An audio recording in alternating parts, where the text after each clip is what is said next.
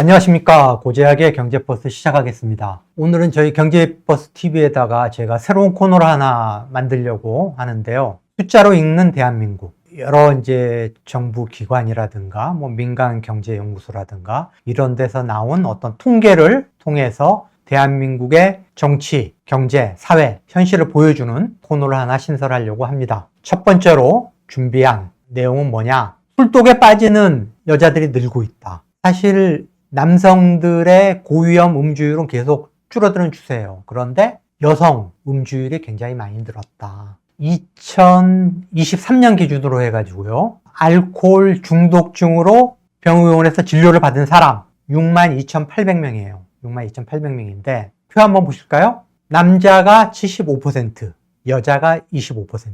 그런데 물론 이게 알코올 중독, 실제 알코올 중독증에 걸린 사람들은 제가 보기에는 최소 5배에서 10배, 20배 정도 될 거예요. 자기가 알코올 중독이라고 인정하는 사람들이 별로 없어요. 다 자기가 정상이라고 생각하거든요. 그런데 진료를 받을 정도 되면은 본인뿐만 아니고 주변에서 너 정말 심각하다, 증상이 심각하다라고 해가지고 자의에 의해서든 아니면 떠밀려서든 병원에 알코올 중독증 치료를 받으러 온 사람들이에요. 그런데 2023년에 여성 비율이 25%였다. 그런데 과거에는 이 정도로 많지는 않았어요. 자, 그래프 하나 보시죠. 실제 병의원들이 심평원이라고 그러죠. 건강보험료 주세요라고 청구하는 국가기관이죠. 심평원의 데이터에 나온 자료를 토대로 만든 그래프인데 2015년만 해도 전체 알코올 중독증 진료 환자 중에 여성 비율이 19.1%였어요. 한 10명 중에 2명이 채 안 되는. 그런데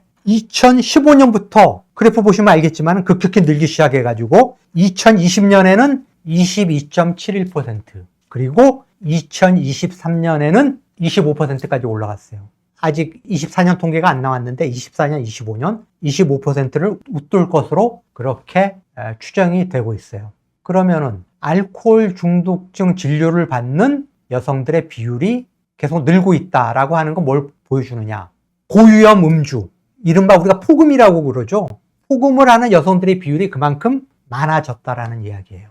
다음 그림 하나 보실까요? 고위험 음주란 무엇인가? 이거는 질병관리청에서 만든 기준이에요. 소주나 위스키 같은 경우에 대개 가득 채우면은 한 잔에 알코올 함유량이 8g 정도 된다고 그래요. 8g. 그러면은 남자 같은 경우 한 번 술자리에서 소주나 위스키를 7잔 이상 먹는 경우, 여자 같은 경우에는 5잔 이상 먹는 경우를 이걸 고위험 음주로 본다라는 거죠. 그렇게 하루에 1년에 한 번 이 정도 먹는 거를 고위험 음주라고 할 수는 없죠. 일주일에 2번 이상.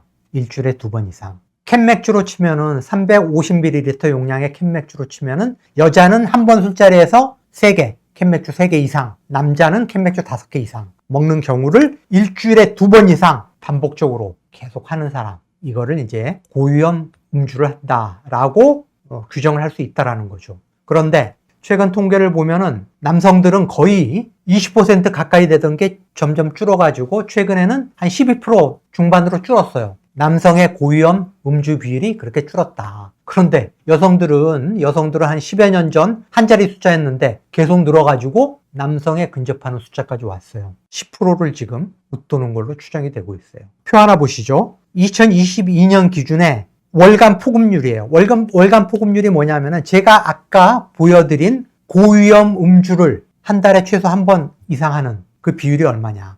여성들이 25% 정도 돼요. 여성 중 4명의 한 사람은 한 달에 한 번 이상 폭음을 한다. 그런데 보십시오. 표에 보듯이 20대 여성은 무려 44.5%, 30대 여성은 30.2%예요. 20대, 30대, 2030 여성들 중에 고위험 음주, 폭음을 하는 비율이 전체 여성과 견주어 봤을 때 엄청 높더라. 그러니까 왜 그러냐? 1960년대 소주 도수가 30도였어요. 1970년대 25도. 두꺼비 소주 여러분 기억하시죠? 25도. 1990년대 말에 소주 도수가 23도로 떨어졌는데 그게 굉장히 쇼킹한 사건이었어요. 이게 소주야? 이게 소주야 물이야? 라는 이야기가 애주가들 사이에 나올 정도로 쇼킹했어요. 그런데 2000년대 들어서 급격히 22도, 21도, 20도, 19, 18, 17 지금 14.9도 소주까지 나왔어요. 왜 그러냐? 주류 회사들의 전략이에요. 남자들이 옛날만큼 독주를 안 먹어요. 한국이 세계 3대 위스키 강국이었어요. 위스키 소비 측면에서. 위스키 제조 강국은 스코틀랜드죠.